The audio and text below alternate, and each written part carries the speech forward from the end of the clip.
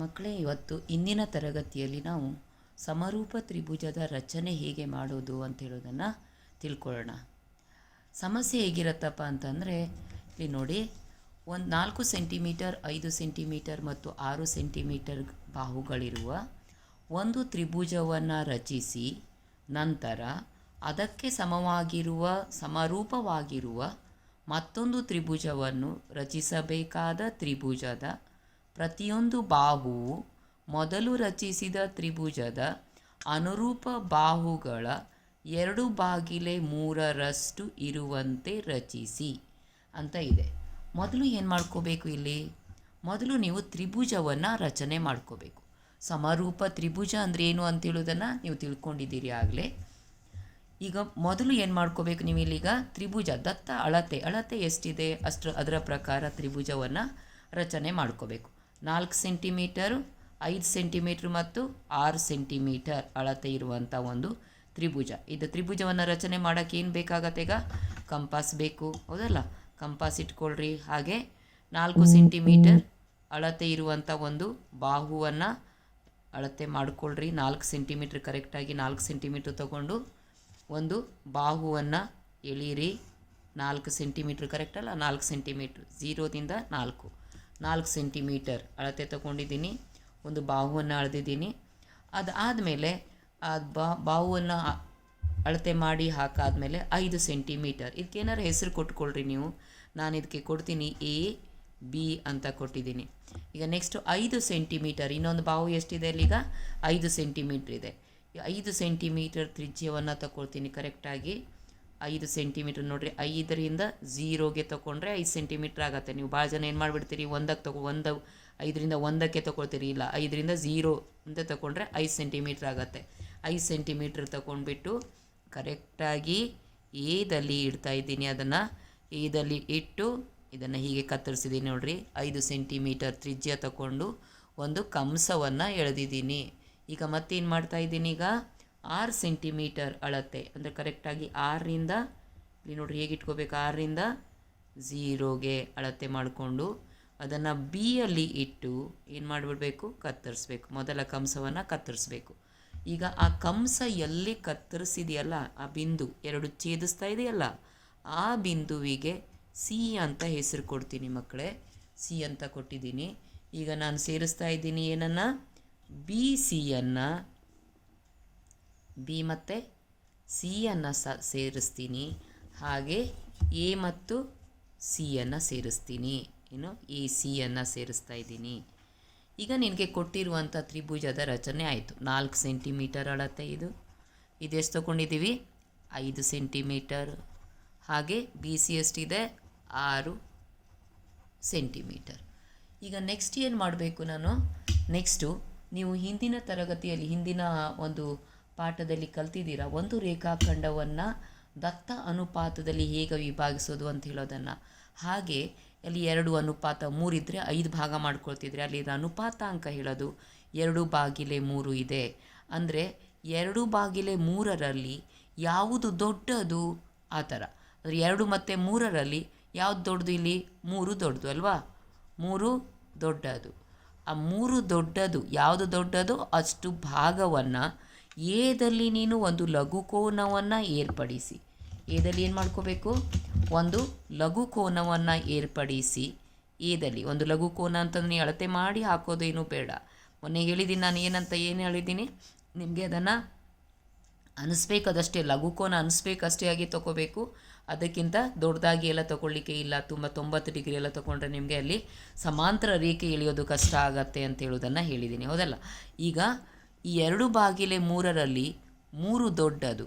ಈಗ 5/7 ಅಂತ ಇತ್ತು ಅಂದರೆ 5 ಮತ್ತು 7ರಲ್ಲಿ 7 ದೊಡ್ಡದು, 7 ಭಾಗ ಮಾಡಬೇಕು. ಇಲ್ಲಿ 2/3ರಲ್ಲಿ 3 ದೊಡ್ಡದು.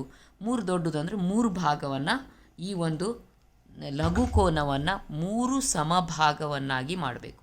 ಎಷ್ಟು ಭಾಗ ಆಗಬೇಕು? ಏದಲ್ಲಿ ಇಟ್ಟು ಪ್ರಾರಂಭ ಮಾಡಬೇಕು. 3 ಸಮಭಾಗ.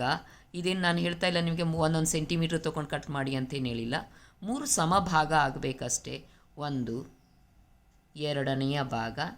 ಹಾಗೆ ಈ ಭಾಗದಲ್ಲಿ ಇಟ್ಟು ಇನ್ನೊಂದು ಮಾಡಿದ್ರೆ ಏನಾಯಿತು? 3 ಭಾಗ ಆಯಿತು ಅಲ್ವಾ? 3 ಸಮಭಾಗವನ್ನು ಮಾಡ್ಕೋಬೇಕು. ಹಾಗೆ 3 ಸಮಭಾಗ ಆದಮೇಲೆ ಈಗ ಈ ಮೂರನೆಯ ಭಾಗ ಅಂದರೆ ಈಗ ಸೇರಿಸುವಾಗ ಸ್ವಲ್ಪ ಗಮನಿಸ್ಕೋಬೇಕಿಲ್ಲೀಗ ಮೂರನೇ ಭಾಗವನ್ನು ಛೇದದ ಭಾಗ ಮೂರು ಎಲ್ಲಿದೆ ಅಲ್ಲೀಗ ಛೇದದಲ್ಲಿ ಇದೆಯಲ್ಲ, ಛೇದದ ಭಾಗಕ್ಕೆ ಬಿಯನ್ನು ಸೇರಿಸ್ಬಿಡ್ಬೇಕು. ಎಲ್ಲಿ ಸೇರಿಸ್ಬೇಕು? ಛೇದದ ಭಾಗಕ್ಕೆ ಬಿಯನ್ನು ಸೇರಿಸ್ಬೇಕು. ಛೇದದ ಭಾಗಕ್ಕೆ ಬಿಯನ್ನು ಸೇರಿಸ್ಬೇಕು. ಛೇದದ ಭಾಗ ಎಷ್ಟನೇ ಭಾಗ ಅದು? ಛೇದದ ಭಾಗ 3. ಇದು ಛೇದದ ಭಾಗ ನೋಡ್ರಿ. ಇದಕ್ಕೆ ನಾನು ಹೆಸರು ಕೊಡ್ತೀನಿ A1 A2 A3 ಅಂತ ಕೊಡ್ತೀನಿ. ಛೇದದ ಭಾಗಕ್ಕೆ ಸೇರಿಸ್ಬೇಕು. ಮೂರನೆಯ ಭಾಗ ಯಾವುದು? ಛೇದದ ಭಾಗ, ಅದಕ್ಕೆ ಸೇರಿಸ್ಬೇಕು. ಅದಾದಮೇಲೆ ಎರಡನೆಯ ಭಾಗದಲ್ಲಿ ಈ ದಿಂದ BA3 ಎಳೆದಿರಲ್ಲ, ಅಂದರೆ ನಾನು ಇದಕ್ಕೇನು ಕೊಡಲಿ? BD ಅಂತ ಕೊಟ್ಕೋತೀನಿ. ಹೋಗಲಿ, BDಗೆ ಸಮಾಂತರವಾಗಿ ಎರಡನೆಯ ಭಾಗದಲ್ಲಿ ಸಮಾಂತರ ರೇಖೆಯನ್ನು ಎಳಿಬೇಕು ನೀನು. ಎಷ್ಟನೇ ಭಾಗದಲ್ಲಿ? ಎರಡನೇ ಭಾಗದಲ್ಲಿ, ಅಂದರೆ ಅಂಶದ ಭಾಗದಲ್ಲಿ ಸಮಾಂತರ ರೇಖೆಯನ್ನು ಎಳಿಬೇಕು. ಎಲ್ಲಿ? ಅಂಶದ ಭಾಗದಲ್ಲಿ ಸಮಾಂತರ ರೇಖೆಯನ್ನು ಎಳಿಬೇಕು. ಇಲ್ಲಿ ಇದು ಎಷ್ಟು ಅಂದರೆ ಸಮಾಂತರ ರೇಖೆ ಎಳಿಬೇಕು ಅಂದರೆ ಅನುರೂಪ ಕೋನಗಳು ಸಮ ಅಂತ ರಚನೆ ಮಾಡಿದರೆ ಆಯಿತು. ಈಗ ಈ ಡಿಯಲ್ಲಿ ಇಟ್ಬಿಟ್ಟು ನಾನು ಅಂದರೆ ಎಷ್ಟು ಕೋನ ಇದೆಯೋ ಡಿಯಲ್ಲಿ, ಇಲ್ಲಿಂದ ಈ ಮೂಲೆಯಿಂದ ಈ ಮೂಲೆಗೆ ಎಷ್ಟು ಕೋನ ಏರ್ಪಟ್ಟಿದೆಯೋ ಅಷ್ಟೇ ಕೋನವನ್ನು ನಾನು A2ದಲ್ಲಿ ರಚನೆ ಮಾಡ್ತೀನಿ. ಈಗ ಅಷ್ಟೇ ಕೋನ ಮಾಡ್ಕೋಬೇಕಂದ್ರೆ ಎಷ್ಟು ಕಂಸ ಅಳತೆ ತೊಗೊಂಡಿದ್ದೀನಲ್ಲ, ಆ ಕಂಸದ ಅಳತೆಯನ್ನು A2ದಲ್ಲಿ ಇಟ್ಟು ಅಷ್ಟೇ ಕಂಸದ ಅಳತೆಯನ್ನು ಮಾಡ್ತೀನಿ. ಮತ್ತು ಅದಾದಮೇಲೆ ಈ ಮೂಲೆಯಿಂದ ಈ ಮೂಲೆ, ಈ ರೇಖೆಯಿಂದ ಈ ರೇಖೆಗೆ ಎಷ್ಟು ದೂರ ಇದೆ ನೋಡಿ, ಎಷ್ಟು ಹೇಗೆ ಅಳಿತಿದ್ದೀನಿ ಅಂತ ಈ ಥರ ಇಷ್ಟನ್ನು ಅಳಿಬೇಕು. ಕರೆಕ್ಟಾಗಿ ಅಳತೆ ಮಾಡಿಕೊಂಡು ಇದನ್ನು ಇಲ್ಲಿ ಇಟ್ಟು ಕತ್ತರಿಸ್ಬಿಟ್ರೆ ಆಯಿತು. ಈಗ ಇಲ್ಲಿ ಇಟ್ಟು ಕತ್ತರಿಸ್ಬಿಟ್ರೆ ಅದು ಏನಾಗುತ್ತೆ? ಈಗ ಆ ರೇಖೆಗೆ ಇದು ಸಮಾಂತರವಾಗಿ ಇರ್ತದೆ. ಅಂದರೆ ನಾನು ಅನುರೂಪ ಕೋನಗಳು ಸಮ ಅದನ್ನು ಉಪಯೋಗಿಸ್ಕೊಂಡು ಇಲ್ಲಿ ಒಂದು ಸಮಾಂತರ ರೇಖೆಯನ್ನು ಎಳಿತಾ ಇದ್ದೀನಿ. ಸೊ ಈಗ ಇಲ್ಲಿಂದ ಇಲ್ಲಿಗೆ ಇದನ್ನು ಸೇರಿಸ್ಕೊಂಡೆ ಅಲ್ವಾ? ಸೊ ನೋಡಿ, ಈ BD ಆಗಿತ್ತಲ್ಲ, ಈಗ ಈ ರೇಖೆ ಈಗ ಇಲ್ಲಿಂದ A2 ಇಂದ ಏನು ಸಮಾಂತರ ರೇಖೆಯನ್ನು ಎಳೆದಿದ್ದೀನಿ ನಾನು, ಅಲ್ಲಿಗೆ ಎಳೆದ ಈ ರೇಖೆಯು BDಗೆ ಸಮಾಂತರ ಆಗಿದೆ. ಈ ರೇಖೆಯನ್ನು ಈಗ ಇಲ್ಲೊಂದು ಬಿಂದು, ಈಗ ABಯನ್ನು ಒಂದು ಬಿಂದುವಿನಲ್ಲಿ ಕಟ್ ಮಾಡ್ತಲ್ಲ, ಅದಕ್ಕೆ ನಾನು ಕೊಡ್ತೀನಿ ಹೆಸರನ್ನು B' ಅಂತ ಕೊಡ್ತೀನಿ. ಏನು ಕೊಟ್ಟಿದ್ದೀನಿ ಅಲ್ಲೀಗ? B' ಅಂತ ಕೊಟ್ಟಿದ್ದೀನಿ. B' ಬಿಯಲ್ಲಿ ಎಷ್ಟು ಕೋನ ಏರ್ಪಟ್ಟಿದೆನೋ ಅಷ್ಟೇ ಕೋನವನ್ನು ನೀನು B' ಮಾಡಬೇಕು. ಅದು ಹೇಗೆ ಮಾಡಬೇಕು? ಮತ್ತು ಈಗ ಇಲ್ಲಿ ಏನು ಮಾಡಿದೆ ಅಲ್ಲ ಅದೇ ಥರನೇ ಬಿಯಲ್ಲಿ ಒಂದು ಕಂಸವನ್ನು ಎಳ್ಕೋಬೇಕು. ಏನು ಮಾಡಬೇಕು? ಒಂದು ಕಂಸವನ್ನು ಎಳಿಬೇಕು. ಅಷ್ಟೇ ಅಳತೆಯ ಕಂಸವನ್ನು B' ಇಟ್ಟು ಅಷ್ಟೇ ಅಳತೆಯ ಕಂಸವನ್ನು ಎಳಿಬೇಕು. ಅದೇ ಅಳತೆ ಇಲ್ಲಿಂದ ಇಲ್ಲಿಗೆ ಎಷ್ಟು ಅಳತೆ ಇದೆಯೋ ಆ ಮೂಲೆಯಿಂದ ಮೂಲೆಗಿರುವ ಅಳತೆಯನ್ನು ಅಷ್ಟೇ ತೊಗೊಂಡ್ಬಿಟ್ಟು ಇಲ್ಲಿ ಇಟ್ಟು ಅದನ್ನು ಕತ್ತರಿಸಬೇಕು. ಹೀಗೆ ಕತ್ತರಿಸಬೇಕು. ಈಗ ಅದನ್ನು ಸೇರಿಸ್ಬಿಟ್ರೆ B' ಸೇರಿಸಿ AC ತನೂ ಎಳ್ಕೊಂಡು ಹೋಗ್ಬಿಟ್ರೆ ನನಗೆ ಇನ್ನೊಂದು ಸಮಾಂತರ ರೇಖೆ ಆಯಿತು ಅಲ್ಲೀಗ ಅಲ್ಲ. ಈಗ ನೋಡಿ, ಇದೀಗ B' ಇಂದ ಇದು ಎಳೆದಿದ್ದೀನಿ, ಇವೆರಡು ಸಮಾಂತರ ರೇಖೆಗಳೇ ಆಗಿರ್ತವೆ. ಸೊ ಅಲ್ಲಿಗೆ ನಾನೇನು ಮಾಡಿದೆ? ಈ ಕೋನ ಎಷ್ಟಿದೆಯೋ ಅಷ್ಟೇ ಕೋನ ಇಲ್ಲಿ ಅಳತೆ ಮಾಡಿದ್ದೀನಿ, ರಚನೆ ಮಾಡಿದ್ದೀನಿ. ಎಲ್ಲಿ ಎಷ್ಟಿದೆಯೋ ಅಷ್ಟೇ, ಅದನ್ನು ಕೋನ ಮಾಪಕದಿಂದ ಮಾಡಬಾರ್ದು. ಇಲ್ಲಿ ಎಷ್ಟು ಕೋನ ಇದೆಯೋ ಅಷ್ಟೇ ಕೋನದ ರಚನೆಯನ್ನು ಮಾಡಿದ್ದೀನಿ ನಾನು. ಆ ರಚನೆ ಇದು ಎಷ್ಟು ಇದೆಯೋ ಅಷ್ಟೇ, ಇಲ್ಲಿ ಎಷ್ಟಿದೆ ಅಷ್ಟೇ ಕೋನ ರಚನೆ ಆಗಿದೆ. ಅನುರೂಪ ಕೋನಗಳು ಸಮವಾಗಿದ್ದರೆ ಆ ಅನುರೂಪ ಕೋನವನ್ನು ಏರ್ಪಡಿಸುವಂಥ ರೇಖೆಗಳು ಏನಾಗಿರ್ತವೆ? ಸಮಾಂತರವಾಗಿರ್ತದೆ ಅಂತ ಹೇಳುವಂಥದ್ದು. ಸೊ ಇದನ್ನು C' ಅಂತ ಹೆಸರು ಕೊಡ್ತೀನಿ. ಈಗ ನೋಡಿ ಮಕ್ಕಳೇ, ನನಗೆ ಬೇಕಾದಂಥ ತ್ರಿಭುಜ ರಚನೆ ಆಯಿತು. ಯಾವ ತ್ರಿಭುಜ ರಚನೆ ಆಗಿರೋದು? A B' C' ಅನ್ನುವ ತ್ರಿಭುಜ. A B' C' ಅನ್ನುವ ತ್ರಿಭುಜ ರಚನೆ ಆಯಿತು. ಇಲ್ಲಿ ನಾನೇನು ಬರಿತೀನಿ ಈಗ? ತ್ರಿಭುಜ A B' C' ಸಮರೂಪದ ಚಿಹ್ನೆ ತ್ರಿಭುಜ ABC. ಈಗ ನೀನೇನಾದರೂ ಅಲ್ಲಿ AB' ಎರಡು AB'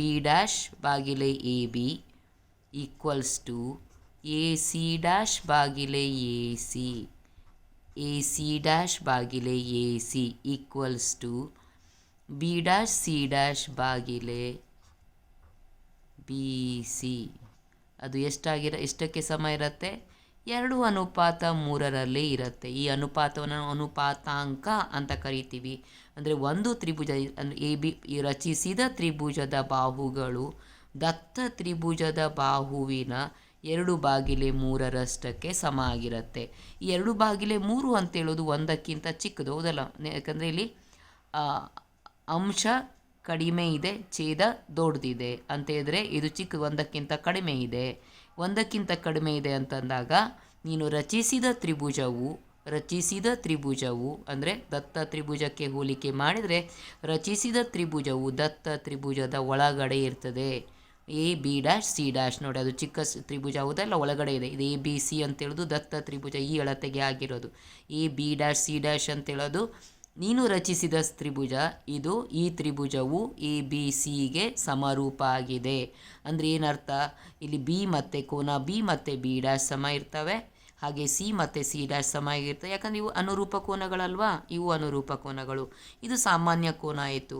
ಅಂದರೆ ಏನಾಯಿತು? ಒಂದು ತ್ರಿಭುಜದ 3 ಕೋನಗಳು ಇನ್ನೊಂದು ತ್ರಿಭುಜದ 3 ಕೋನಗಳಿಗೆ ಅನುರೂಪವಾಗಿ ಸಮವಾಗಿದ್ದರೆ ಅವು ಎರಡು ಏನಾಗಿರ್ತವೆ? ಸಮರೂಪ ತ್ರಿಭುಜಗಳಾಗಿರ್ತವೆ ಅಂತ. ಈ ರೀತಿಯಾಗಿ ನಾವು ಸಮರೂಪ ತ್ರಿಭುಜವನ್ನು ರಚನೆ ಮಾಡಬಹುದು ಅಂತ. ಸೊ ಅದೇ ರೀತಿಯಾಗಿ ಇನ್ನೊಂದು ತಗೊಳ್ಳೋಣ ನೋಡ್ರಿ ಮಕ್ಕಳೇ, ಸಮಸ್ಯೆಯನ್ನು. ಅಲ್ಲಿ ನಾನು 2/3 ರಚನೆ ಮಾಡ್ಕೊಂಡಲ್ಲ. ಈಗ ಇನ್ನೊಂದು ನೋಡ್ರಿ, ಇಲ್ಲಿ 5 ಸೆಂಟಿಮೀಟರ್, 6 ಸೆಂಟಿಮೀಟರ್ ಮತ್ತು 7 ಸೆಂಟಿಮೀಟರ್ ಬಾಹುಗಳಿರುವ ಒಂದು ತ್ರಿಭುಜವನ್ನು ರಚಿಸಿ ಇನ್ನೊಂದು ತ್ರಿಭುಜವನ್ನು ಮೊದಲು ರಚಿಸಿದ ತ್ರಿಭುಜದ ಅನುರೂಪ ಬಾಹುಗಳ 7/5 ರಚಿಸಿ ಅಂತ ಹೇಳ್ತಾನೆ.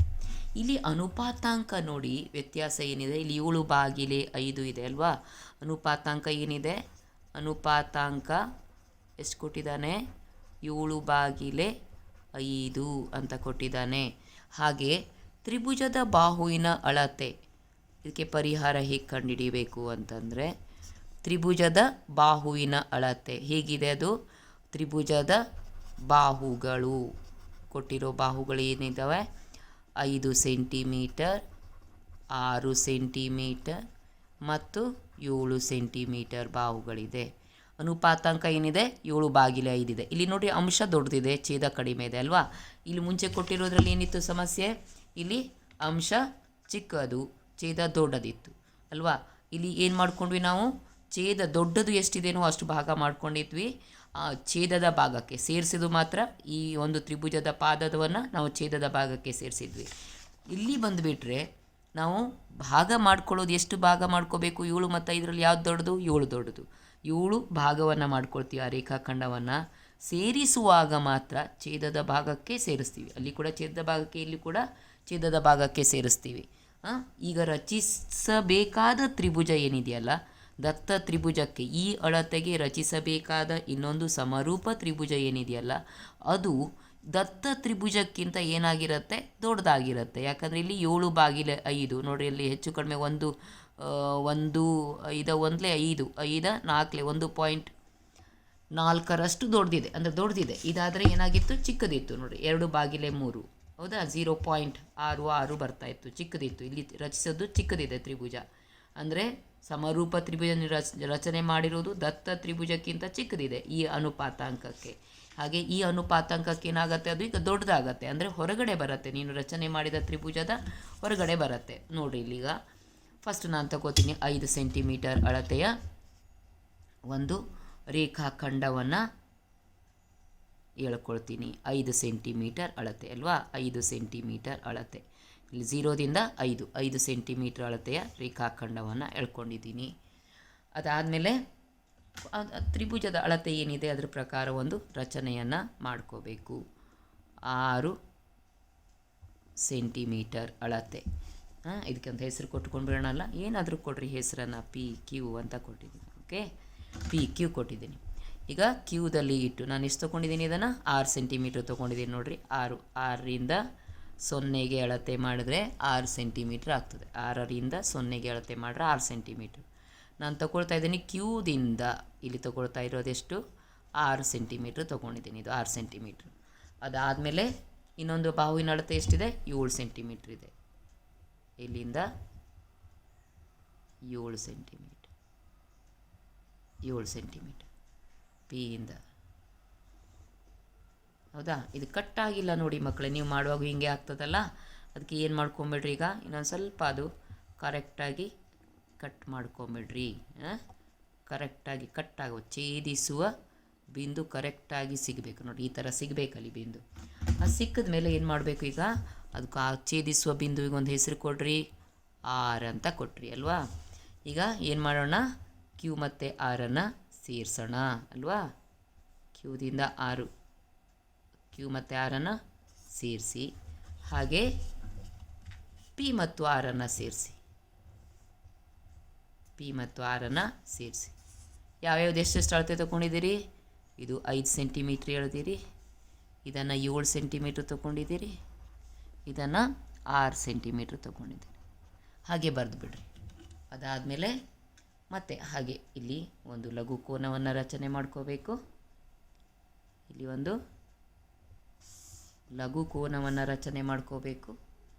ಈ ಲಘು ಕೋನವನ್ನು ಎಷ್ಟು ಸಮಭಾಗ ಮಾಡಬೇಕು, 7 ಮತ್ತು 5ರಲ್ಲಿ ಯಾವುದು ದೊಡ್ಡದು, 7 ದೊಡ್ಡದಲ್ವಾ, 7 ಭಾಗ ಮಾಡಬೇಕು. 7 ಮತ್ತು 5ರಲ್ಲಿ, 7 ಮತ್ತು 5ರಲ್ಲಿ ಯಾವುದು ದೊಡ್ಡದು, ದೊಡ್ಡದು 7, ದೊಡ್ಡದು 7. ಈ ದೊಡ್ಡದು ಎಷ್ಟಿರುತ್ತೋ ಅಷ್ಟು ಭಾಗ ಆಗಬೇಕು.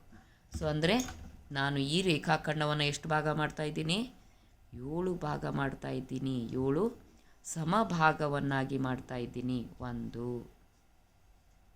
3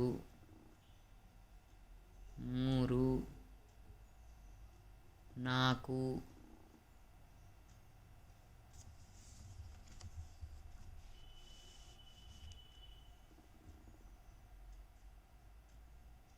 5 6 7 ಭಾಗ ಆಗಬೇಕು. ಕರೆಕ್ಟಾಗಿ ಎಷ್ಟು ಭಾಗ ಆಗಬೇಕು, 7 ಭಾಗ ಆಗಬೇಕು. 7 ಭಾಗ ಆಯ್ತಲ್ಲ. ಈಗ ಏನು ಮಾಡೋಣ, ನಾವು ಎಷ್ಟನೇ ಭಾಗಕ್ಕೆ ಸೇರಿಸ್ಬೇಕು ಅದನ್ನು, 5ನೇಯ ಭಾಗಕ್ಕೆ. A1 A2 A3 A4 A5 A6 A7 ಎಷ್ಟನೇ ಭಾಗಕ್ಕೆ ಸೇರಿಸ್ಬೇಕು, 5ನೇ ಭಾಗಕ್ಕೆ ಸೇರಿಸ್ಬೇಕು. ಅಂದರೆ ಛೇದದ ಭಾಗಕ್ಕೆ ಸೇರಿಸ್ಬೇಕು. ಯಾವಾಗಲೂ ಈ ಒಂದು ತ್ರಿಭುಜದ ಪಾದದ ಅಂತ್ಯವನ್ನು ಅಥವಾ ಕೊನೆಯ ಅಂತ್ಯ ಬಿಂದುವನ್ನು ನಾವು ಇದರಲ್ಲಿ ಈ ಅನುಪಾತಾಂಕದಲ್ಲಿ 5ನೇ ಭಾಗ ಅಂದರೆ ಛೇದದ ಭಾಗಕ್ಕೆ ಸೇರಿಸ್ಬೇಕು. ಛೇದದ ಭಾಗ ಅಂತ ತಲೆಯಲ್ಲಿ ಹಾಕ್ಕೊಳ್ರಿ. ಎಷ್ಟನೇ ಭಾಗಕ್ಕೆ ಸೇರಿಸ್ಬೇಕು ಅದನ್ನು, ಛೇದದ ಭಾಗಕ್ಕೆ ಸೇರಿಸ್ಬೇಕು. ಸೇರಿಸಿದೆ ಎಲ್ಲಿ ಸಮಾಂತರ ರೇಖೆಯನ್ನು ಎಳಿಬೇಕು, ಅಂಶದ ಭಾಗದಲ್ಲಿ ಸಮಾಂತರ ರೇಖೆಯನ್ನು ಎಳಿಬೇಕು. ನನಗೀಗ ಅಂಶದ ಭಾಗದಲ್ಲಿ ಸಮಾಂತರ ರೇಖೆಯನ್ನು ಎಳೆಯೋದಕ್ಕೆ ನನ್ನ ತ್ರಿಭುಜದ ಪಾದ ಎಷ್ಟು ಚಿಕ್ಕದಿದೆ ಅಲ್ಲ, ಸೊ ಅದಕ್ಕೆ ಆಗೋದಿಲ್ಲ ಅಲ್ವಾ. ಅದಕ್ಕೆ ಏನು ಮಾಡ್ಕೋತೀನಿ, ನಾನು ಇದನ್ನು ಎಳ್ಕೊಂಡು ಹೋಗ್ಬಿಡ್ತೀನಿ ಪೂರ್ತಿ. ಈಗ ಬಂದುಬಿಟ್ಟು ನಾನು 7ನೇ ಭಾಗದಲ್ಲಿ ಸಮಾಂತರ ರೇಖೆಯನ್ನು ಎಳಿತೀನಿ. ಇಲ್ಲಿ ಎಷ್ಟು ಕೋನ ಏರ್ಪಟ್ಟಿದೆನೋ, ಸಮಾಂತರ ರೇಖೆ ಎಳೆಯೋದಂದರೆ ಸುಮ್ಮನೆ ರೇಖೆ ಎಳೆಯೋದಲ್ಲ. ಈಗ ಇಲ್ಲಿ ಎಷ್ಟು ಕೋನ ಇದೆನೋ ಅಷ್ಟೇ ಕೋನವನ್ನು ನೋಡಿ, ನಾನು ಇಲ್ಲಿ ಅಳತೆ ತಗೊಂಡೆ, ಅಷ್ಟೇ ಕೋನವನ್ನು ಇಲ್ಲಿ ಬಂದುಬಿಟ್ಟು ಅಳತೆ ಮಾಡ್ತೀನಿ ನಾನು. ಇದನ್ನು ಅದಕ್ಕೆ ಇಲ್ಲಿ ಎಷ್ಟು ಅಳತೆಯ ಕಂಸವನ್ನು ಎಳೆದಿರ್ತೀನೋ ಅಷ್ಟೇ ಅಳತೆಯ ಕಂಸವನ್ನು ಇಲ್ಲಿ ಬಂದು ಕತ್ತರಿಸ್ತೀನಿ ನಾನು 7ನೇ ಭಾಗದಲ್ಲಿಟ್ಟು. ಹಾಗೆಯೇ ಇಲ್ಲಿಂದ ಇಲ್ಲಿ ಎಷ್ಟು ದೂರ ಇದೆನೋ ಅಲ್ಲಿ ನೋಡಿರಿ, ಮೂಲೆಯಿಂದ ಮೂಲೆ ಎಷ್ಟು ದೂರ ತಗೊಳ್ತೀರೋ ಅಷ್ಟು ದೂರವನ್ನು ಇಲ್ಲಿಂದ ಬಂದು ಇಲ್ಲಿ ಬಂದು ಕಟ್ ಮಾಡಿಬಿಡ್ತೀನಿ. ಎಸ್ ಆಯ್ತಲ್ಲ. ಈಗ ಇಲ್ಲಿ ಎಷ್ಟು ಕೋನ ಇದೆನೋ ಅಷ್ಟೇ ಕೋನ ಇಲ್ಲಿ ಏರ್ಪಟ್ಟಿರುತ್ತೆ. ಅದು 7ನೇಯ ಬಿಂದುವಿನಲ್ಲಿ ಕೂಡ ಏರ್ಪಟ್ಟಿರುತ್ತೆ. ಅಂದರೆ ಅದೆರಡು ಏನಾಯಿತು, ಈಗ ಸಮಾಂತರ ರೇಖೆಗಳಾದವು. ಈ ಸಮಾಂತರ ರೇಖೆಗಳು ಆದವು ಅಂತಂದರೆ ನಾನು ಸಮರೂಪ ತ್ರಿಭುಜ ಎಳಲಿಕ್ಕೆ ಹೊಂಟಿದ್ದೀನಿ. ಅಂದರೆ ಏನನ್ನ ಅರ್ಥ ಕೊಡ್ತದೆ ನಿನಗೆ, ಸಮರೂಪ ತ್ರಿಭುಜದಲ್ಲಿ ಏನಾಗಿರ್ತಾವು, ಕೋನಗಳೆಲ್ಲವೂ ಒಂದು ತ್ರಿಭುಜದ 3 ಕೋನಗಳು ಇನ್ನೊಂದು ತ್ರಿಭುಜದ 3 ಕೋನಗಳಿಗೆ ಅನುರೂಪವಾಗಿ ಏನಾಗಿರ್ತಾವು, ಸಮ ಆಗಿರ್ತವೆ ಅಂತ ನೋಡ್ರಿ. ಇದು ಈ ರೇಖೆಗೆ ಸಮಾಂತರ ಆಗಿದೆ. ಸಮಾಂತರ ಇದೆ ಇಲ್ಲ ನೋಡ್ರಿ. ಸಮಾಂತರ ರೇಖೆ ಅಂದರೆ ಎಳ್ಕೊಂಡೋದ್ರಿ, ಎಷ್ಟು ಎಳ್ಕೊಂಡೋದ್ರಿ ಏನಾಗಬಾರ್ದು, ಅದು ಸೇರ್ಕೋಬಾರ್ದು ಅಲ್ವಾ. ಸಮಾಂತರ ಅಂತಂದರೆ ಪ್ಯಾರಲಲ್ ರೋಡ್ಸ್ ಇದ್ದಂಗೆ, ಅವು ಎಷ್ಟು ಎಳೆದು ಹೋದರೂ ಏನಾಗಲ್ಲ, ಒಂದಕ್ಕೊಂದು ನೀವು ಇನ್ನೊಂದು ಸ್ಕೇಲ್ ಇಟ್ಕೊಂಡು ಇದನ್ನು ಹಾಗೆ ಎಳ್ಕೊಂಡು ಹೋದರೆ ಕೂಡ ಎಷ್ಟು ದೂರ ಎರಡನ್ನೂ ಸೇರಿಸ್ಕೊಂಡು ಹೋದರೂ ಕೂಡ ಏನಾಗಲ್ಲ, ಅವು ಒಂದಕ್ಕೊಂದು ಎಳ್ಕೊಂಡು ಹೋದರೂ ಕೂಡ ಅವು ಏನಾಗೋದಿಲ್ಲ, ಸೇರಲ್ಲ. ಅದಕ್ಕೆ ನಾವು ಸಮಾಂತರ ರೇಖೆ ಅಂತ ಕರಿತೀವಿ. ಈಗ ನೋಡಿ, ಈಗ ನಾನು ಅಲ್ಲಿ ಬಂದು ಸೇರ್ತದನ್ನು ನಾನು ಪಿ ಕ್ಯೂ ರೇಖೆಯನ್ನು ಏನು ಎಳೆದಿದ್ದೀನಲ್ಲ, ಎಕ್ಸ್ಟೆಂಡ್ ಮಾಡ್ಕೊಂಡಿದ್ದೀನಲ್ಲ, ಮುಂದೆ ಎಳ್ಕೊಂಡು ಹೋಗಿದ್ದೀನಲ್ಲ, ಅಲ್ಲಿ ಬಂದು ಸೇರಿಕೊಂಡಿದೆ. ಅದಕ್ಕೆ ನಾನು ಕ್ಯೂ ಡ್ಯಾಶ್ ಅಂತ ಕೊಡ್ತೀನಿ. ಇದು ಪಿ ಇದೆ, ಇದು ಕ್ಯೂ ಇದೆ, ಕ್ಯೂ ಡ್ಯಾಶ್ ಆಗಿರುತ್ತೆ. ಇದು ಕ್ಯೂ ಡ್ಯಾಶ್, ಹಾಗೆ ಹೆಸರನ್ನು ಕೊಡೋದನ್ನು ಕಲ್ತ್ಕೊಳ್ರಿ. ಈಗ ನಾನು ಕ್ಯೂದಲ್ಲಿ ಎಷ್ಟು ಕೋನ ಏರ್ಪಟ್ಟಿದೇನೋ ಅಷ್ಟೇ ಕೋನವನ್ನು, ಕ್ಯೂದಲ್ಲಿ ಏರ್ಪಟ್ಟಂಥ ಕೋನವನ್ನೇ ಕ್ಯೂ ಡ್ಯಾಶಲ್ಲಿ ಕೂಡ ಮಾಡ್ತೀನಿ. ನೋಡಿ, ಮಾಡೋದು ಅಂದರೆ ಏನರ್ಥ, ಅಲ್ಲಿ ಎಷ್ಟು ಕೋನ ಇದೆ ಅಂತ ಅಳ್ಕೊಂಡು ಒಂದು ಕಂಸದಲ್ಲಿ ಮಾಡ್ಕೋಬೇಕು. ಅದು ಅಷ್ಟೇ ಕಂಸವನ್ನು ತಂದು ಕ್ಯೂ ಡ್ಯಾಶಲ್ಲಿ ಇಟ್ಟು ಎಳಿಬೇಕು. ಈಗ ಇಲ್ಲಿಂದ ಇಲ್ಲಿಗೆ ಎಷ್ಟು ದೂರ ಆಗುತ್ತೆ ಅಂತ ನೋಡಿರಿ. ಈ ಕಂಸದ ಉದ್ದ ಅಂತ ಹೇಳಬೇಕು ಅಂದರೆ ಇಲ್ಲಿಂದ ಇಲ್ಲಿಗೆ ಎಷ್ಟು ದೂರ ಇದೆಯೋ ಅಷ್ಟೇ ಅಳತೆಯಲ್ಲಿ ಈ ಕಂಸವನ್ನು ಇಲ್ಲಿ ಕಟ್ ಮಾಡಿಬಿಡ್ಬೇಕು, ಕತ್ತರಿಸಿ ಹಾಕಬೇಕು, ಅಷ್ಟೇ ಕತ್ತರಿಸಿ ಹಾಕಬೇಕು. ಅದಾದಮೇಲೆ ಏನು ಮಾಡಬೇಕು, ಈಗ ಇಲ್ಲಿ ನಾನು ರೇಖೆ ಎಳಿತೀನಿ, ಹೌದು, ನನಗೆ ಅದನ್ನು ಸೇರಿಸೋದಕ್ಕೆ ಏನಾಗಿಲ್ಲ, ಈ ತ್ರಿಭುಜದ ಬಾಹು ಚಿಕ್ಕದಿದೆ ಅಲ್ವಾ, ಅದಕ್ಕೆ ಏನು ಮಾಡ್ಕೋಬೇಕು, ಇದು ಪಿ ಆರನ್ನು ವೃದ್ಧಿಸ್ಕೋಬೇಕು. ಏನು ಮಾಡಬೇಕು, ಪಿ ಆರನ್ನು ವೃದ್ಧಿಸಿಕೊಳ್ಬೇಕು. ಎಸ್, ಈಗ ಈ ಕ್ಯೂ ಡ್ಯಾಶಿಂದ ಏನು ನಾನು ಒಂದು ಕಂಸವನ್ನು ಕೋನ ಅಳತೆ ಮಾಡ್ಕೊಂಡಿದ್ನಲ್ಲ, ಅಷ್ಟೇ ಅಳತೆಯ ಕೋನವನ್ನು ನಾನೀಗ ಏನು ಮಾಡ್ಕೊಳ್ತೀನಿ, ಆ ರೇಖೆಯನ್ನು ಎಳೆದುಬಿಟ್ರೆ ನಾನು ರಚಿಸಬೇಕಾದಂಥ ತ್ರಿಭುಜ ನನಗೆ ಸಿಕ್ಕೋಯ್ತು. ಹೌದಾ, ಹೀಗೆ ಸೇರಿಸ್ಕೋಬೇಕು, ಕರೆಕ್ಟಾಗಿ ಸೇರಿಸ್ರಿ ಅದನ್ನು. ಈಗ ಇದನ್ನು ನಾನು ಏನು ಹೆಸರು ಕೊಡ್ತೀನಿ, ಆರ್ ಅಂತ ಹೆಸರು ಕೊಡ್ತೀನಿ. ಈಗ ನನಗೆ ತ್ರಿಭುಜ ರಚನೆ ಆಯಿತು ನೋಡಿರಿ. ಇಲ್ಲಿ ನೋಡಿರಿ ಮಕ್ಕಳೇ, ಆರ್ ಪಿ ಕ್ಯೂ ತ್ರಿಭುಜವು, ಆರ್ ಪಿ ಕ್ಯೂ ತ್ರಿಭುಜವು ಇಲ್ಲಿ ನೋಡಿರಿ ಕಾಣಿಸ್ತಾ ಇದೆಯಲ್ಲ, ಆರ್ ಪಿ ಕ್ಯೂ ತ್ರಿಭುಜವು ಆರ್ ಡ್ಯಾಶ್, ಇದಕ್ಕೆ ಆರ್ ಡ್ಯಾಶ್ ಅಂತ ಹೇಳ್ತೀನಿ, ಆರ್ ಡ್ಯಾಶ್ ಪಿ ಕ್ಯೂ ಡ್ಯಾಶ್ಗೆ ಸಮರೂಪ ಆಗಿದೆ. ಸೊ ಅದಕ್ಕೆ ಬರೀತೀನಿ ನಾನೀಗ. ಬರೆಯುವಾಗ ಏನು ಬರೀತೀನಿ, ಬರೆಯೋದು ಹೇಗೆ ಬರೀಬೇಕು, R dash P Q dash, R dash P Q dash ಸಮರೂಪ ಆರ್ ಪಿ ಕ್ಯೂ ಅಂತ ಬರಿತೀನಿ. ಏನು ಬರೆದೆ ನಾನೀಗ ಅಲ್ಲಿಗ, R dash P Q dash ಸಮರೂಪ ಆರ್ ಪಿ ಕ್ಯೂ. ಇವೆರಡು ತ್ರಿಭುಜಗಳು, ತ್ರಿಭುಜ, ಎರಡು ತ್ರಿಭುಜ, ಈ ತ್ರಿಭುಜ ಈ ತ್ರಿಭುಜಕ್ಕೆ ಅಂದರೆ ಆರ್ ಪಿ ಕ್ಯೂ ದತ್ತ ತ್ರಿಭುಜ, ನೀನು ರಚಿಸಿದ ತ್ರಿಭುಜ R dash P Q dash. ಯಾವುದು, R dash P Q dash. ನೀನು ರಚಿಸಿದ ತ್ರಿಭುಜ ಯಾವುದು, R dash P Q dash. R P Q ತ್ರಿಭುಜವು ಆರ್ ಡ್ಯಾಶ್ ಪಿ ಕ್ಯೂ ಡ್ಯಾಶ್ಗೆ ಸಮರೂಪ ಆಗಿದೆ. ಅದನ್ನು ಮಾಡುವಾಗ ಏನೆಲ್ಲ ಮಾಡಿಕೊಂಡೆ, ಒಂದು ಸ್ವಲ್ಪ ಇಲ್ಲಿ ಒಂದು ಫಸ್ಟು ತ್ರಿಭುಜ, ದತ್ತ ತ್ರಿಭುಜ ಅಳತೆ ಕೊಟ್ಟಿರ್ತಾನೆ, ಆರ್ ಅಳತೆಯಲ್ಲಿ ಒಂದು ತ್ರಿಭುಜ ರಚನೆ ಮಾಡಿದೆ. ಅದಾದಮೇಲೆ ಒಂದು ಅಂತ್ಯ ಬಿಂದುವಿನಲ್ಲಿ ನಾನು ಒಂದು ಲಘುಕೋನವನ್ನು ರಚನೆ ಮಾಡಿಕೊಂಡೆ. ಅದಾದಮೇಲೆ ಏನು ಮಾಡಿದ್ದೀನಿ, ನನಗೆ ಅನುಪಾತಾಂಕ 7/5 ಇತ್ತು.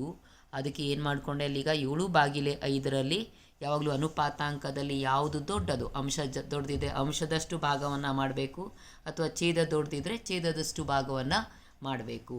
7/5ರಲ್ಲಿ 7 ಭಾಗ ದೊಡ್ಡದು, 7 ಮತ್ತು 5ರಲ್ಲಿ 7 ದೊಡ್ಡದು, 7 ಭಾಗವನ್ನು ಮಾಡಿದೆ.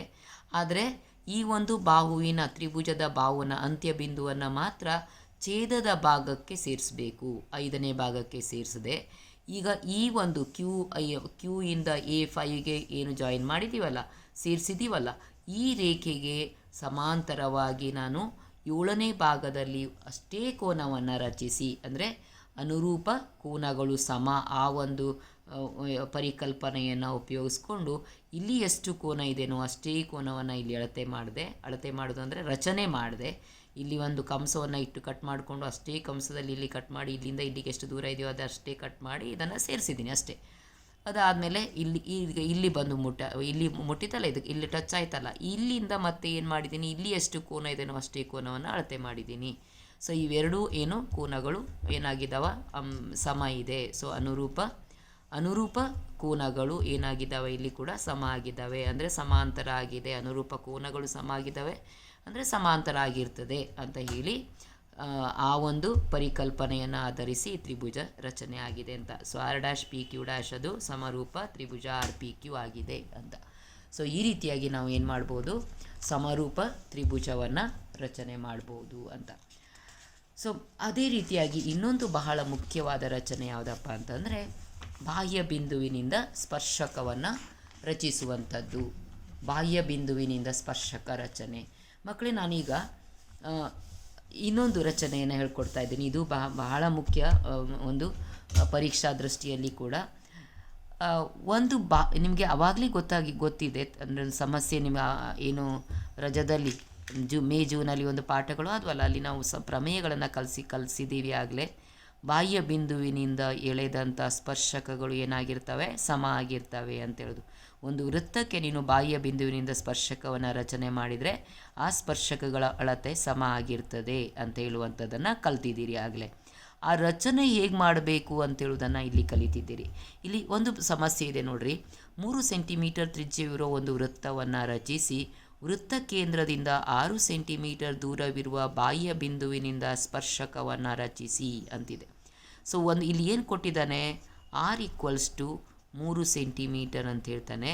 ಹಾಗೆ ನೀವು ಬಾಹ್ಯ ಬಿಂದು ವೃತ್ತ ಕೇಂದ್ರದಿಂದ 6 ಸೆಂಟಿಮೀಟರ್ ದೂರವಿರುವ ಬಾಹ್ಯ ಬಿಂದು ಅಂದರೆ ಕೇಂದ್ರದಿಂದ 6 ಸೆಂಟಿಮೀಟರ್ ದೂರ ಇರಬೇಕು.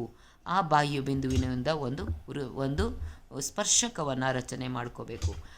ಆ ಥರ ಇದ್ದಾಗ ಏನು ಮಾಡ್ಕೋಬೇಕಪ್ಪ ಅಂತಂದರೆ, ನಾವು ಫಸ್ಟು ಕೇಂದ್ರದಿಂದ ಬಾಹ್ಯ ಬಿಂದುವಿಗೆ ಇರುವ ದೂರ ಗೊತ್ತಾಗಿದೆ ನಿನಗೆ. ಅದು ಎಷ್ಟಿದೆ, ಅಲ್ಲಿ 6 ಸೆಂಟಿಮೀಟರ್ ಇದೆ. ಸೊ 6 ಸೆಂಟಿಮೀಟರ್ ಅಳತೆಯ ಒಂದು ರೇಖಾಖಂಡವನ್ನು ಎಳ್ಕೊಂಡು ಬಿಡಬೇಕು. ಫಸ್ಟ್ 6 ಸೆಂಟಿಮೀಟರ್ ಎಳೆದೆ ನಾನು, ಹೌದಾ? ಇದು 6 ಸೆಂಟಿಮೀಟರ್ ಆಯ್ತಲ್ಲ. ಇದಕ್ಕೆ ನಾನು ಒಂದನ್ನು ಎ ಅಂತ ಹೆಸರಿಸ್ತೀನಿ, ಇನ್ನೊಂದನ್ನು ಬಿ ಅಂತ ಹೆಸರಿಸ್ತೀನಿ. 6 ಸೆಂಟಿಮೀಟರ್ ಎಳೆದಿದ್ದೀನಿ. ಈಗ ಒಂದು ವೃತ್ತವನ್ನು ಎಳಿಬೇಕಲ್ಲ. ಇದು ವೃತ್ತ ಕೇಂದ್ರದಿಂದ ಬಾಹ್ಯ ಬಿಂದು. ಬಿ ಹೇಳೋದು ನಂದು ಏನು, ಬಾಹ್ಯ ಬಿಂದು. ಇದು ಎ ಹೇಳೋದು ವೃತ್ತ ಕೇಂದ್ರ. 3 ಸೆಂಟಿಮೀಟರ್ ಅಳತೆ ಇರುವಂಥ ತ್ರಿಜ್ಯವನ್ನು ಎ ಕೇಂದ್ರವಾಗಿಟ್ಕೊಂಡು 3 ಸೆಂಟಿಮೀಟರ್ ಇರುವ ಒಂದು ತ್ರಿಜ್ಯವನ್ನು ತಗೊಂಡು ಕರೆಕ್ಟಾಗಿ 3 ಸೆಂಟಿಮೀಟರ್ ತಗೊಳ್ಳಿ. ಕರೆಕ್ಟಾಗಿ 3 ಸೆಂಟಿಮೀಟರ್ ತಗೊಂಡು ಒಂದು ವೃತ್ತವನ್ನು ಎ ಕೇಂದ್ರವಾಗಿಟ್ಕೊಂಡು ರಚನೆ ಮಾಡ್ತೀನಿ. ಏನು ಮಾಡಿದೆ ನಾನೀಗ, ಎ ಕೇಂದ್ರವಾಗಿಟ್ಕೊಂಡು 3 ಸೆಂಟಿಮೀಟರ್ ಅಳತೆ ಇರುವಂಥ ಒಂದು ವೃತ್ತವನ್ನು ರಚನೆ ಮಾಡಿದ್ದೀನಿ. ಈಗ ನನಗೆ ಈ ವೃತ್ತಕ್ಕೆ ಬಿ ಬಿಂದುವಿನಿಂದ ಸ್ಪರ್ಶಕ ಎಳಿಬೇಕು. ಹೀಗೆ ಮಾಡೋದು. ಈಗ ಎ ಬಿಯ ಲಂಬಾರ್ಧಕವನ್ನು ಎಳ್ಕೋಬೇಕು. ಎ ಬಿಯ ಲಂಬಾರ್ಧಕ ನಾವು ಇಲ್ಲಿ ಉಪಯೋಗಿಸ್ಕೊಳ್ತಾ ಇರುವಂಥ ಒಂದು ಪರಿಕಲ್ಪನೆ ಏನಪ್ಪ ಅಂತಂದರೆ, ಒಂದು ವೃತ್ತದಲ್ಲಿ ಅರ್ಧ ವೃತ್ತ ಖಂಡದಲ್ಲಿನ ಲಂಬ ಕೋನ ಉಪಯೋಗಿಸ್ಕೊಂಡ್ಬಿಟ್ಟು ಮಾಡ್ತಾ ಇದ್ದೀವಿ. ಇಲ್ಲಿ ಎ ಬಿಗೆ ನಾನು ಲಂಬಾರ್ಧಕವನ್ನು ಹೇಳ್ಕೊಡ್ತೀನಿ. ಅರ್ಧಕ್ಕಿಂತ ಹೆಚ್ಚು ತಗೊಂಡು 2 ಕಡೆ ಕಂಸ ಹೇಳ್ತೀನಿ. ಹಾಗೆ ಎಯಲ್ಲಿ ಇಟ್ಟು ಕತ್ತರಿಸ್ತೀನಿ. ಈ ಥರ ಕತ್ತರಿಸಿದಾಗ ಈಗ ಏನಾಗ್ತದೆ ನೋಡಿ, ಇಲ್ಲಿಗ ಇದನ್ನು ಎ ಬಿಯ ಮಧ್ಯಬಿಂದು ಸಿಕ್ತು ನನಗೆ, ಹೌದಾ? ಇಲ್ಲಿ ನೋಡಿ, ಎ ಬಿಯ ಮಧ್ಯಬಿಂದು ಸಿಕ್ಕಿದೆ. ಕರೆಕ್ಟಲ್ಲಿ ಇದು ಆರಿತ್ತು ನೋಡಿ ಮಕ್ಕಳೇ. ಇದು ಎ ಬಿ ನಾನು ಇದು ತ್ರಿಜ್ಯ ಎಷ್ಟು ತೊಗೊಂಡಿನಿ, 3 ಸೆಂಟಿಮೀಟ್ರ್ ಅಲ್ಲ, ಸರಿ ನೋಡಿರಿ. ವೃತ್ತದ ಇದು ಪರಿಧಿಗೆ ಬಂದಿದೆ ಕರೆಕ್ಟಾಗಿ. ಸೊ ಇಲ್ಲಿ ಇದು ಎಮ್ ಆಯಿತು. ಎಮ್ ಮಧ್ಯಬಿಂದು ಅಂತ ಹೆಸರಿಸಿ, ಮಿಡ್ ಪಾಯಿಂಟ್ ಅಂತ ಹೆಸರು ಕೊಟ್ಟಿದ್ದೀನಿ. ಅಂದರೆ ಅದಕ್ಕೆ ಎಮ್ ಅಂತ ಕೊಟ್ಟಿದ್ದೀನಿ. ಈಗೇನು ಮಾಡ್ತೀನಿ ನಾನು, ಎ ಬಿಯನ್ನು ವ್ಯಾಸವಾಗಿಟ್ಕೊಂಡು ನಾನೊಂದು ವೃತ್ತವನ್ನು ಎಳಿತೀನಿ. ಆ ವೃತ್ತವು ಎಲ್ಲಿ ಎ ಮತ್ತು ಬಿಯಲ್ಲಿ ಹಾದೋಗತ್ತೆ. ಎ ಮತ್ತು ಬಿಯಲ್ಲಿ ಹೋಗಬೇಕು. ಅದು ಎ ಬಿ ವ್ಯಾಸ ಇಟ್ಕೊಂಡು ಮಾಡಿದ್ದೀನಲ್ಲ ಅದಕ್ಕೆ. ಅದಾದಮೇಲೆ ಇದನ್ನು ನೀನು ದಪ್ಪದಾಗಿ ಎಳಿಬೇಕಂತ ಇಲ್ಲ, ನನಗೆ ಇಲ್ಲಿ ಕಟ್ಟಾಗುವ ಬಿಂದು ಬೇಕು ಅಷ್ಟೇ. ಅದಕ್ಕೆ ಅದನ್ನು ನೀನು ಡಾಟೆಡ್ ಆಗಿ ಮಾಡಿದ್ರೆ ಸಾಕಾಗಿರುತ್ತೆ. ಈಗ ಈ ವೃತ್ತಗಳು ಮೊದಲು ರಚನೆ ಮಾಡಿದ್ದು ಆ 3 ಸೆಂಟಿಮೀಟರ್ ತ್ರಿಜ್ಯವಿರೋ ವೃತ್ತ, ಮತ್ತು ನೀನು ಎ ಬಿಯ ಮಧ್ಯಬಿಂದುವನ್ನು ತೆಗೆದುಕೊಂಡು ಲಂಬಾರ್ಧಕವನ್ನು ಎಳೆದು ಅದರ ಮಧ್ಯಬಿಂದುವನ್ನು ತೆಗೆದುಕೊಂಡು ಒಂದು ವೃತ್ತವನ್ನು ರಚಿಸಿಯಲ್ಲ, ಅವು 2 ವೃತ್ತಗಳು ಎಲ್ಲಿ ಕಟ್ಟಾಗ್ತವೆ ದತ್ತ ವೃತ್ತವನ್ನು. ಇದಕ್ಕೆ ನಾನು ಪಿ ಮತ್ತು ಕ್ಯೂ ಅಂತ ಹೆಸರು ಕೊಡ್ತೀನಿ ಆ ಬಿಂದುವಿಗೆ. ಆ ಪಿ ಮತ್ತು ಕ್ಯೂ ಹೆಸರು ಕೊಟ್ಟಾದಮೇಲೆ ಈಗ ನೀನು ಪಿ ಬಿಯನ್ನು ಸೇರಿಸು ಮತ್ತು ಕ್ಯೂ ಬಿಯನ್ನು ಸೇರಿಸು.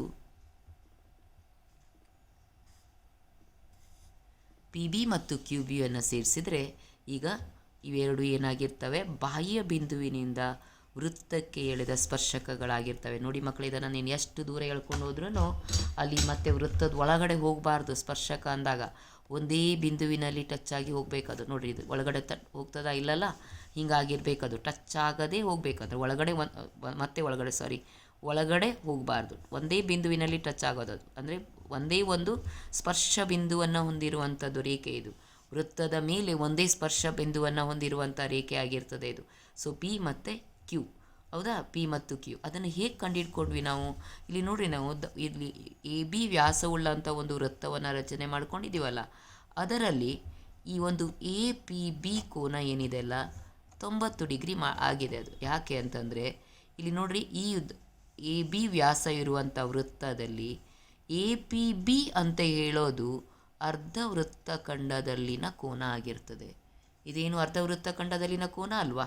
ಎ ಪಿ ಬಿ ಅಂತ ಹೇಳೋದು. ಎ ಪಿ ತ್ರಿಜ್ಯ, ಇದು ಸ್ಪರ್ಶಕ. ನೋಡಿ ಇಲ್ಲಿಗ ತ್ರಿಜ್ಯ ಮತ್ತು ಸ್ಪರ್ಶಕ ಸ್ಪರ್ಶ ಬಿಂದುವಿನಲ್ಲಿ ಪರಸ್ಪರ ಲಂಬವಾಗಿರುತ್ತವೆ. ಅದನ್ನು ನಾವು ರಚನೆ ಮಾಡೋದಕ್ಕೆ ತೆಗೆದುಕೊಂಡಿರುವಂಥ ಒಂದು ಪರಿಕಲ್ಪನೆ ಏನಪ್ಪ ಅಂದರೆ, ಅರ್ಧ ವೃತ್ತಖಂಡದಲ್ಲಿನ ಕೋನವು ಲಂಬ ಕೋನವಾಗಿರುತ್ತದೆ. ಇಲ್ಲಿ ಕೂಡ ಇದನ್ನು ನಾನು ಎಯನ್ನು ಕ್ಯೂಗೆ ಸೇರಿಸಿದ್ದು ತ್ರಿಜ್ಯ, ಮತ್ತು ಇದು ಈ ವೃತ್ತಖಂಡದಲ್ಲಿ ನೋಡ್ರಿ, ಈ ವೃತ್ತದಲ್ಲಿ ಇದೊಂದು, ಈ ವೃತ್ತದಲ್ಲಿ ದೊಡ್ಡ ವೃತ್ತ ಇದೆಯಲ್ಲ, ಇಲ್ಲೊಂದು ಎ ಬಿ ವ್ಯಾಸವುಳ್ಳ ವೃತ್ತ ಇದೆಯಲ್ಲ, ಆ ವೃತ್ತಕ್ಕೆ ತಗೊಂಡ್ರೆ ಇದು ಎ ಕ್ಯೂ ಬಿ ಅಂತ ಹೇಳೋದು ಅರ್ಧ ವೃತ್ತಖಂಡದಲ್ಲಿನ ಕೋನ ಆಗಿರುತ್ತೆ. ಅರ್ಧ ವೃತ್ತಖಂಡದಲ್ಲಿನ ಕೋನ ಏನು? ಲಂಬ ಕೋನ ಅಂತ ಹೇಳೋದನ್ನು ನೀವು ಹಿಂದಿನ ತರಗತಿಯಲ್ಲಿ ತಿಳ್ಕೊಂಡಿದ್ದೀರಿ. ಅದನ್ನು ಉಪಯೋಗಿಸ್ಬಿಟ್ಟು ನಾವು ಈ ರಚನೆಯನ್ನು ಮಾಡ್ತಾ ಇದ್ದೀವಿ. ಮಕ್ಕಳೇ, ಈಗ ನೀವು ಏನು ಕಲ್ತ್ರಿ ಅಂತಂದರೆ, ಒಂದು ಸಲ ಹಾಗೆ ನೆನ್ಪು ಮಾಡ್ಕೊಳ್ರಿ, ಸಮರೂಪ ತ್ರಿಭುಜದ ರಚನೆ ಹೇಗೆ ಮಾಡೋದು ಅಂತ. 2/3 ಅಂದರೆ ಇಲ್ಲಿ ಅಂಶ ಸಣ್ಣದು, ಛೇದ ದೊಡ್ಡದು ಇದ್ದರೆ ನೀವು ರಚಿಸಬೇಕಾದಂಥ ತ್ರಿಭುಜ ದತ್ತ ತ್ರಿಭುಜದ ಒಳಗಡೆ ಬರ್ತದೆ ಅಂತಂದರೆ ಹೇಗೆ ಅಂತ ಹೇಳೋದನ್ನು, ಅದು ಹೇಗೆ ಮಾಡೋದು ಅಂತ ಹೇಳಿದ್ರೆ, ಮಾಡೋದೆಲ್ಲ ರೀತಿ ಒಂದೇ. ಇಲ್ಲಿ ಯಾವುದು ದೊಡ್ಡದಿದೆಯೋ ಆ ದೊಡ್ಡ ಭಾಗಗಳು ಎಷ್ಟು ದೊಡ್ಡ ಭಾಗ ಇರ್ತದೋ ಅಷ್ಟು ಭಾಗವನ್ನು ಮಾಡ್ಕೋಬೇಕು. ಅಂದರೆ 2/3ರಲ್ಲಿ 3 ದೊಡ್ಡದು ಅಂದರೆ 3 ಭಾಗವನ್ನು ಮಾಡ್ಕೋಬೇಕು. ಅಲ್ಲಿ ಛೇದದ ಭಾಗಕ್ಕೆ ಸೇರಿಸ್ಬೇಕು, ಆದರೆ ಛೇದದ ಭಾಗಕ್ಕೆ ಸೇರಿಸ್ಕೋಬೇಕು. ಇಲ್ಲಿ 7/5 ಇದ್ದರೆ ನೋಡಿರಿ, ಇಲ್ಲಿ 7 ಭಾಗ ಮಾಡ್ಕೊಂಡಿದ್ದೀನಿ ನಾನು, ಆದರೆ ಸೇರಿಸಿರೋದೇ ಇಲ್ಲಿ 5ನೇ ಭಾಗಕ್ಕೆ ಸೇರಿಸಬೇಕು. ಯಾವುದು? ದತ್ತ ತ್ರಿಭುಜದ ಬಾಹುವಿನ ಅಂತ್ಯಬಿಂದುವನ್ನು. ಹಾಗೆ 7ನೇ ಭಾಗದಲ್ಲಿ ಸಮಾಂತರ ರೇಖೆಯನ್ನು ಎಳಿಬೇಕು. ಅದರಿಂದ ಮತ್ತೆ ಸಮಾಂತರ ರೇಖೆ ಇದನ್ನು ಸಮಾಂತರ ರೇಖೆ ಹೇಳಿದ್ರೆ ನಮಗೆ ಸಮರೂಪ ತ್ರಿಭುಜ ಸಿಗ್ತದೆ ಅಂತ ಹೇಳೋದು. ಇಲ್ಲಿ ಎಲ್ಲ ಕೋನಗಳು ಸಮ ಆಗಿರ್ತವೆ. ಅಂದರೆ ಇದು ಸಾಮಾನ್ಯ ಕೋನ ಆಯಿತು, ಇವೆರಡು ಸಮ, ಯಾಕಂದ್ರೆ ಇವೆರಡು ಸಮಾಂತರ ರಚನೆ ಮಾಡ್ಕೊಂಡಿದ್ದೀನಿ. ಅನುರೂಪ ಕೋನಗಳು ಇವೆರಡು ಸಮ, ಯಾಕಂದರೆ ಇವೆರಡು ಸಮಾಂತರವಾಗಿದ್ದಾವೆ ಅಂದರೆ ಅನುರೂಪ ಕೋನಗಳು. ಸೊ ಈ ತ್ರಿಭುಜ ಅಂದರೆ ಪಿ ಆರ್ ಕ್ಯೂ ತ್ರಿಭುಜವು ಪಿ ಆರ್ ಡ್ಯಾಶ್ ಕ್ಯೂ ಡ್ಯಾಶ್ಗೆ ಸಮರೂಪ ಆಗಿದೆ ಅಂತ ಹೇಳೋದು. ಸೊ ಹಾಗೆ ಬಾಹ್ಯ ಬಿಂದುವಿನಿಂದ ಸ್ಪರ್ಶಕವನ್ನು ಹೀಗೆ ರಚನೆ ಮಾಡೋದು ಅಂತ ಹೇಳೋದನ್ನು ಕೂಡ ಕಲ್ತಿದ್ದೀರಿ. ಸೊ ಈಗ ಮಕ್ಕಳಿಗೆ ಏನು ಮಾಡಬೇಕಂತಂದರೆ, ನೀವು ಕೆಲಸ ಏನಪ್ಪ ಅಂತಂದರೆ, ನಿಮಗೆ ರಚನೆಗಳು ಪಾಠದಲ್ಲಿ 2 ಅಭ್ಯಾಸಗಳು ಇದ್ದಾವೆ. ಅಲ್ಲಿ ರಚನೆಗಳು ಪಾಠದಲ್ಲಿ ಒಂದು ರೇಖಾಖಂಡವನ್ನು 6.1ರಲ್ಲಿ 6.1 ರೇಖಾಖಂಡ ಮತ್ತು ಅದನ್ನು ರೇಖಾಖಂಡವನ್ನು ದತ್ತ ಅನುಪಾತದಲ್ಲಿ ವಿಭಾಗಿಸುವುದು ಒಂದು. ಅದಾದಮೇಲೆ ಸಮರೂಪ ತ್ರಿಭುಜದ ರಚನೆ, ಅದು ಯಾವುದರಲ್ಲಿರೋದು? 6.1 ಅಭ್ಯಾಸದಲ್ಲಿ. ಹಾಗೆ 6.2ರಲ್ಲಿ ಇರುವಂಥದ್ದು ಬಾಹ್ಯ ಬಿಂದುವಿನಿಂದ ಸ್ಪರ್ಶಕವನ್ನು ರಚನೆ. ಸೊ 6.1 ಅಭ್ಯಾಸ ಮತ್ತು ಅಭ್ಯಾಸ 6.1 ಮತ್ತು ಅಭ್ಯಾಸ 6.2ರ ಲೆಕ್ಕಗಳನ್ನು, ಬರೀ ರಚನೆಗಳಿದ್ದಾವೆ ಅಲ್ಲಿ, ಈ ಲೆಕ್ಕಗಳನ್ನು ನೀವು ಮಾಡಿಬಿಟ್ಟು ನನಗೆ ತೋರಿಸ್ಬೇಕು. ಹೆಂಗೆ ತೋರಿಸ್ತೀರಾ? ಯಾವತ್ತಾದರೂ ಒಂದು ದಿವಸ ಸ್ಕೂಲಿಗೆ ಬಂದು ತೋರಿಸ್ಬೇಕು ನೋಡಿರಿ ಮಕ್ಕಳೇ. ಹಾಗೆ ಇದು ಡಿ ಚಂದನದಲ್ಲಿ ಬರುವ ಪಾಠಗಳು ಡೈಲಿ 9 ಗಂಟೆಯಿಂದ ಪ್ರಾರಂಭ ಆಗುತ್ತೆ. ನಿಮ್ಮ ಟೈಮ್ ಟೇಬಲ್ ಹಾಕಿದ್ದೀವಿ. ಆ ಟೈಮ್ ಟೇಬಲನ್ನು ನೋಡಿಬಿಟ್ಟು ಅದರ ಪ್ರಕಾರ ಡಿ ಚಂದನ, ಅದು ಪೇಯ್ಡ್ ಚಾನಲ್ ಅಲ್ಲ, ಅದಕ್ಕೆ ದುಡ್ಡು ಕೊಡಲಿಕ್ಕೆ ಇಲ್ಲ, ಅದು ಫ್ರೀ ಚಾನಲ್ ಇದೆ. ಅದನ್ನು ನೀವು ನೋಡಬೇಕು. ಅಲ್ಲಿ ನಿಮ್ಮ ಸಲುವಾಗಿ ಪಾಠಗಳು ನಡೀತಾ ಇದ್ದಾವೆ. ಯಾರು ಹೊಲದ ಕೆಲಸಕ್ಕೆ ಹೋಗದೆ ಪಾಠವನ್ನು ಕರೆಕ್ಟಾಗಿ ಕೇಳಿಸ್ಕೊಳ್ರಿ. ಪಾಠ ಕೇಳಿಕೊಂಡು ಅಲ್ಲಿ ಹಾಗೆ ನೀವು ಕಲಿಬೇಕಾಗತ್ತೆ. ನೀವು ನಿಮ್ಮನ್ನು ಕಲಿಕೆಯಲ್ಲಿ ತೊಡಗಿಸ್ಕೊಳ್ಬೇಕು. ಈ ಒಂದು ಪರಿಸ್ಥಿತಿಯಲ್ಲಿ ನೀವು ಶಾಲೆಗೆ ಬಂದು ಕಲಿಯುವಂಥ ಪರಿಸ್ಥಿತಿ ಇಲ್ಲ. ಅದಕ್ಕೆ ಮನೆಯಲ್ಲೇ ಇದ್ದು ಕಲಿಬೇಕು. ರಜೆ ಇದೆ ಅಂತೇಳ್ಬಿಟ್ಟು ಹೊಲಗಳಿಗೆ ಹೋಗೋದು, ಕೆಲಸ ಮಾಡೋದು ಮಾಡಬೇಡ್ರಿ. ನಿಮ್ಮ ಪರೀಕ್ಷೆಗಳು ಯಾವುದೇ ಕಾರಣಕ್ಕೂ ಏನು ಕ್ಯಾನ್ಸಲ್ ಆಗೋದಿಲ್ಲ. ಪರೀಕ್ಷೆಗಳು ನಡೀತವೆ, ಪಾಠಗಳು ನಡೆದಿಲ್ಲ ಅಂದರೂ ಪರೀಕ್ಷೆಗಳು ನಡೀತವೆ. ಅದ್ರ ಸಲುವಾಗಿ ಈಗ ಚಂದನ ಟಿ ವಿಯಲ್ಲಿ ನಡೆಯುವ ಪಾಠಗಳನ್ನು ನೀವು ಕೇಳಿಸ್ಕೊಂಡು ಕಲಿಬೇಕಾಗತ್ತೆ. ಅದಕ್ಕೆ ಅನುಕೂಲ ಆಗಲಿ ಅಂತೇಳ್ಬಿಟ್ಟು ನಾವು ನಮ್ಮ ಶಾಲೆಯ ಶಿಕ್ಷಕರು ಕೂಡ ಒಂದು ಟೈಮ್ ಟೇಬಲ್ ಹಾಕ್ಕೊಂಡು ನಿಮಗೆ ಡೈಲಿ ಈ ಥರ ಲೆಸನನ್ನು ಪೋಸ್ಟ್ ಮಾಡ್ತಾ ಇರ್ತೀವಿ. ಅದನ್ನು ಕೂಡ ಕಲಿಬೇಕು ಅಂತ. ಆಯಿತಾ ಮಕ್ಕಳೇ? ಮಾಡಬೇಕು ನೋಡಿರಿ.